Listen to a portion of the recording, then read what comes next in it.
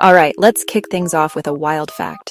Did you know that eating just one can of soda a day can increase your risk of a heart attack by up to 20%? Yeah, let that sink in for a second. Sugar isn't just about sweet treats and dessert cravings. Your heart, your brain. So how does sugar pull off this not-so-sweet trick? Let's start with your heart. When you eat sugar, especially the refined kind, your blood sugar spikes. Your body scrambles to produce insulin, a hormone that helps cells absorb that sugar. But if you keep hitting your system with sugar over and over, sodas, pastries, healthy cereals, your body starts to get tired of all that insulin. That's called insulin resistance, and it's bad news. Insulin resistance doesn't just mess with your blood sugar, it also triggers inflammation like a tiny fire in your blood vessels. Over time, that inflammation damages the lining of your arteries, making them sticky and more likely to trap cholesterol. That's how you get plaque buildup, which narrows your arteries and makes it harder for your heart to pump blood. And that's how sugar sneaks its way into raising your risk for heart attacks and strokes. But the story doesn't end there. Sugar's got a whole other playbook for your brain.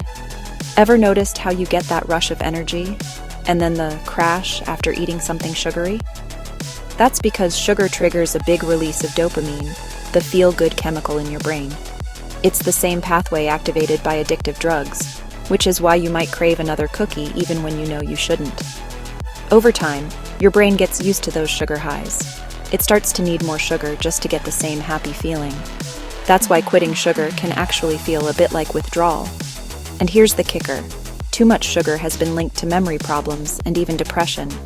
Studies have shown that people who eat a lot of added sugar are more likely to develop mood disorders and have trouble focusing. So what can you do about it? First, don't panic. I'm not saying you can never have dessert again. The trick is to be aware of where sugar hides. Sodas, flavored yogurt, salad dressings, bread. Reading nutrition labels is your secret weapon. And when you do have something sweet, try to pair it with fiber or protein to slow down that sugar spike. Here's the bottom line.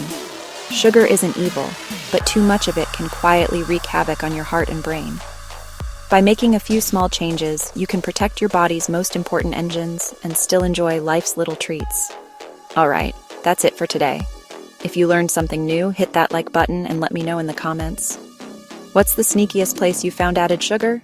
Thanks for hanging out, and I'll catch you in the next one.